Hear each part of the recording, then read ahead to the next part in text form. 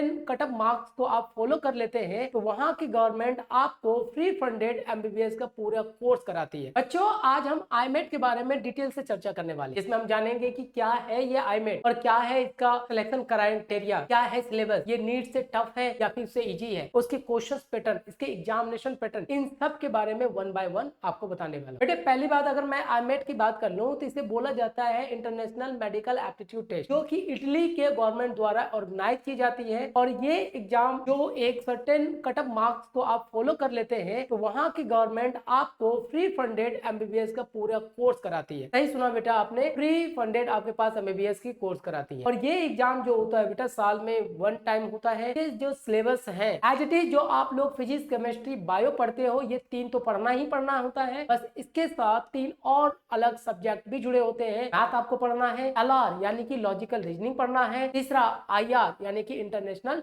Relation पढ़ना होता है। ये नीट से अगर मैं इसको कंपेयर करने की बात करूं तो ये कंपैरिजन आप नीट से आप इसे देखेंगे, ये इससे काफी इजी भी है, मॉडरेट लेवल पे है। और आप ज्यादा से ज्यादा 4 से 5 महीने का अगर आप ढंग से प्रिपरेशन करते हैं तो आईमेट में को आप क्रैक कर जाते हैं। तो इसमें हमें क्रैक करने की बात नहीं होती, यहाँ पे हमें मार्क्स लाने की बात। जितने मार्क्स आपको बेहतर होंगे उतना आपको स्कॉलरशिप मिलेगा, आपको फंड, आपको जो फ्री फंड में जो आपकी चीजें मिलती हैं वो आपको बढ़ोतरी दी जाती है। अब बात कर लेते हैं बेटा इसके जरा सिलेबस को लेकर। तो इसके क्वेश्चन पैटर्न और एग्जामिनेशन पैटर्न को भी पहले बता दूं तो बेटा देखिएगा, जो आईमेट है, आईमेट में आपको टोटल 60 क्वेश्चन ही पूछे जाते हैं। क्लियर है? जो हर एक क्वेश्चन आपके 1.5 मार्क्स का होगा, यानी टोटल आप 90 मार्क्स के आप एग्जाम देंगे। अब बात करें तो इसमें अगर सिलेबस में सब्जेक्ट क्या क्या आता है तो देखो बेटा, जो ऑलरेडी आप फिजिक्स, केमिस्ट्री, बायो पढ़ते हैं तो ये तो हमें पढ़ना ही पढ़ना है। बट एडिशनल में फिजिक्स के साथ आपके मैथ को भी हमें पढ़ना है, केमिस्ट्री के साथ एडिशनल में एलआर को पढ़ना है, जिसे हम लोग लॉजिकल रीजनिंग के नाम से जानते हैं। और बायो के रूप में, एडिशनल के रूप में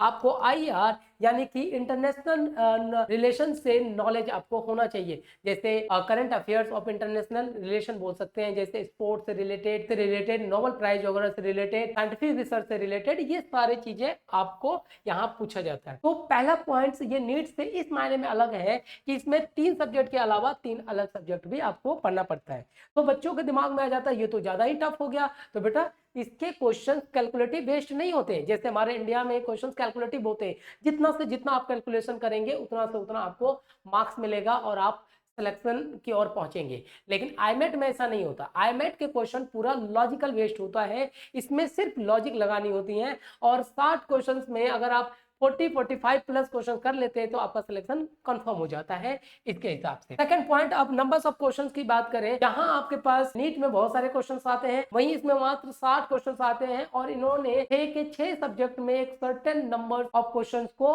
इंप्लीमेंट किया है कि वो इतने क्वेश्चन, जैसे फिजिक्स से, केमिस्ट्री से, इतने से पूछे जाने। अब इसका पैटर्न क्या है ये भी मैं आपको बता दूं।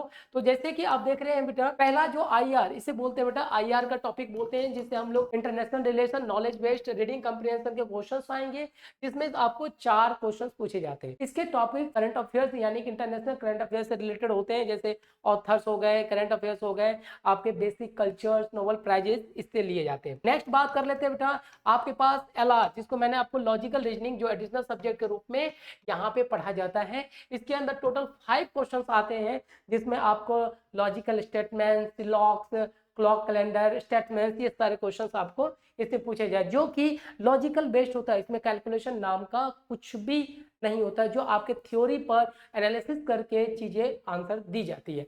काफी बेहतरीन और शॉर्ट ट्रिक बेटा अवेलेबल है, जिससे आप इन सारे क्वेश्चंस को काफी आसान तरीके से कर सकते हैं और इजी वे में आप मार्क्स गेन कर सकते हैं। वही बात करें बेटा बायोलॉजी में, सबसे ज्यादा क्वेश्चंस आपको बायो से 23 क्वेश्चंस पूछे जाते हैं और काफी शॉर्ट टर्म से क्वेश्चंस आते हैं। इसके लिमिटेड पॉइंट्स हैं, वो अपने उन्हीं लिमिटेड पॉइंट्स पे काम करते हैं और क्वेश्चंस पूछते रहते हैं। आगे चलो बेटा, आगे अगर बात कर ले तो नेक्स्ट है आपके पास केमिस्ट्री का, जो कि 15 क्वेश्चन को पूछा जाता है इसमें। और इसके भी फिजिकल, ऑर्गेनिक और इनऑर्गेनिक से कुछ सर्टेन पॉइंट से ही क्वेश्चन ये पूछते हैं। तो मैंने आपसे जस्ट अभी कहा था कि इसके क्वेश्चन नीट की तरह कैलकुलेटिव और अनबाउंडेड नहीं होते हैं, इसके क्वेश्चन बहुत ही बाउंडेड होते हैं। इसलिए यहाँ पे एक काफी अच्छा पॉइंट है, आप ओनली 4 to 5 मंथ के प्रिपरेशन में आईमेट में अच्छा स्कोर करके इटली जैसे कंट्री में अपना एमबीबीएस के कोर्स को काफी इजी वे में और फ्री फंडेड में पूरा कर सकते हैं। नेक्स्ट बात कर लो बेटा मैथमेटिकल टॉपिक्स में, तो ये टोटल 30 क्वेश्चंस आते हैं बेटा, जिसके अंदर मैथ और फिजिक्स दोनों होता है। अब यहाँ पे अगर कंपेयर करूं टफनेस का नीट और आईमेट में, तो बेटा ऑल्दो अब तक के सारे टॉपिक सही थे, लेकिन अब बच्चों को थोड़ा सा प्रॉब्लम क्रिएट करता है मैथमेटिक्स, क्योंकि जो बच्चे बायो बैकग्राउंड के होते हैं उनका मैथमेटिक्स थोड़ा सा प्रॉब्लम क्रिएट करता है कि भाई सर मेरा मैथ तो है नहीं, तो यहाँ तो मैथ टफ हो जाएगा। बेटा डरने वाली बात नहीं है। आउट ऑफ 13 क्वेश्चन से ओनली आपको 4 to 5 क्वेश्चन ही मैथमेटिक्स के पूछे जाते हैं, रिमेनिंग आपके फिजिक्स का होता है जो ऑलरेडी आपने पहले से पढ़ा हुआ होता है। बट अब यहाँ पे एक छोटा सा बात ये है कि जैसे आप जब भी नीट की तैयारी कर रहे होते हैं तो आपको पहले दिन से ही टीचर्स आपको बताते हैं बेटा एनसीईआरटी पे फोकस कीजिए, एनसीईआरटी पढ़िए, ये पढ़िए। तो यहाँ पे एक छोटी सी बात और बताना चाहूंगा बेटा, आईमेट में एनसीईआरटी से कोई लेना देना नहीं है, समझे, क्योंकि इनका जो सिलेबस है, इनके पढ़ाने का जो तरीका होता है वो सिर्फ इंडियन के अकॉर्डिंग नहीं है, क्योंकि ये इंटरनेशनल एग्जाम है बेटा, इसे ऑल ओवर वर्ल्ड के बच्चे बैठते हैं। तो इसका जो सिनेरियो है, क्वेश्चन पूछने का नजरिया है, वो उनके कंट्री के हिसाब से, जैसे कैम्ब्रिज यूनिवर्सिटी के बायो की बुक आती है ए लेवल और बी लेवल का, तो उनके हिसाब से आपको पढ़ाया जाए। अब बात करें इनके रिगार्डिंग हमारी किस तरह से हम लोग तैयार करते हैं बेटा, यहाँ पे हम बच्चों को डेली क्लासेस देते हैं, उसमें आपको आईमेट के एग्जाम के according modules, study material, test series, MCQ, PYQ सारे चीज कराए जाते हैं, जिसमें आपको खुद में खुद कॉन्फिडेंस बिल्ड हो जाएगा कि आपको कुछ दिन के बाद ही आपको लगेगा नहीं आप आईमेट सिक्योर कर सकते हैं। और यहाँ पढ़ाने का तरीका कैलकुलेटिव ना हो के हम लॉजिकल बेस्ड कराते हैं, जो कि आईमेट का डिमांड है। तो इसलिए बच्चों अगर आप मेरे से कहेंगे कि सर नीट और आईमेट में कौन सा बेहतर है, तो बेटा मैं आपसे कहूंगा कि अगर आप नीट कर सकते हैं तो बहुत अच्छी बात है, अगर नहीं हो पाता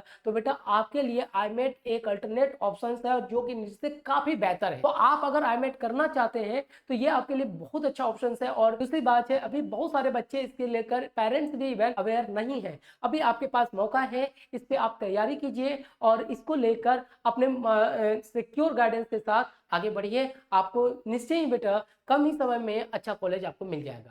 तो बेटा ये था आपका पूरा आईमेट का मैंने इंट्रोडक्शन, एग्जाम पैटर्न सारे चीज बता दिया। इससे रिलेटेड और भी कुछ प्रॉब्लम है तो आप मुझे टेक्स्ट, मैसेज, कॉल कुछ भी कर सकते हैं, हमारी टीम आपको पूरी मदद करेगी।